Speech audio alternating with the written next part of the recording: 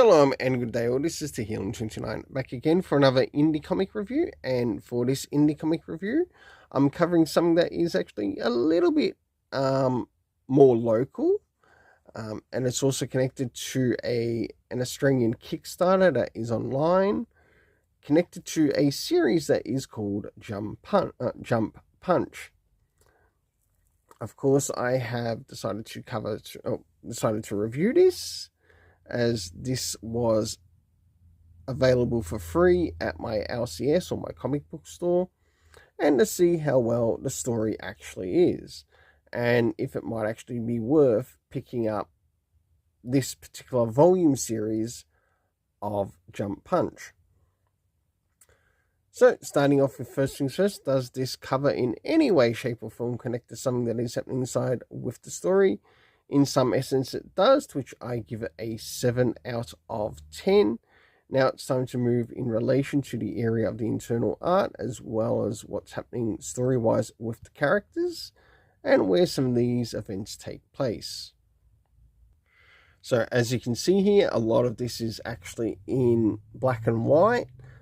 Whether the actual graphic novels that are available to this series are in color, I have no idea.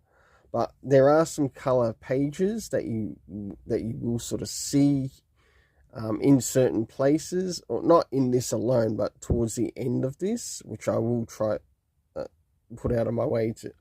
I'll try to go out of my way to show you those. So as we move into the beginning of the story, we meet the character of Joe, and we see that he's in a place called Midway City.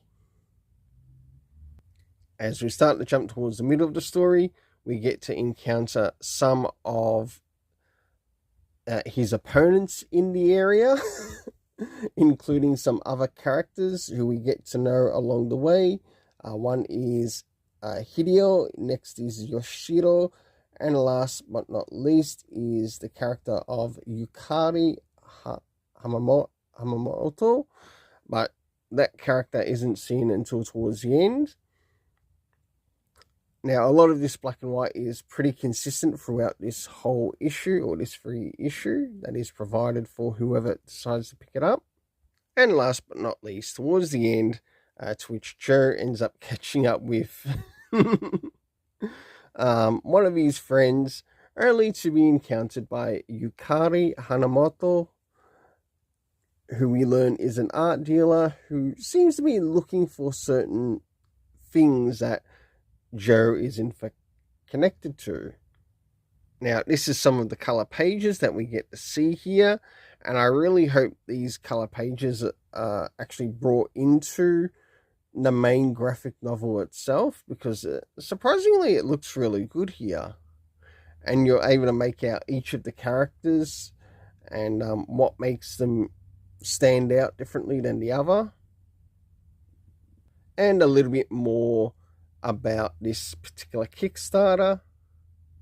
And we learned that the first volume consists of sort of like the first 4 issues of the story, and it looks like it indicates that quite possibly it is black and white, but you do get some colored pages, which might be in relation to the cover, or some internal pages maybe outside of the story. So for the internal art, I give it a 7.5 out of 10. Next is the area of the story. First things first, do we get anything in relation time-wise? No, we don't. Next is the area of locations, to which locations that we get to see in the story.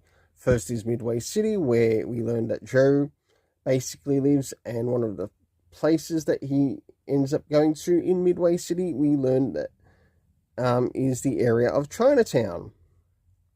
To which we meet some Japanese members, to which I think maybe they could have renamed the town. Instead of Chinatown, they could have called it the Oriental District. It would make a little bit more sense. Or even the East Asia District. Something like that.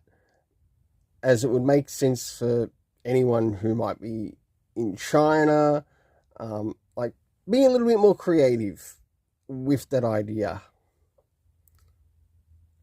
Next is the cast of characters consisting of Joe, Hideo Yoshiro, and Yukari Hamanoto.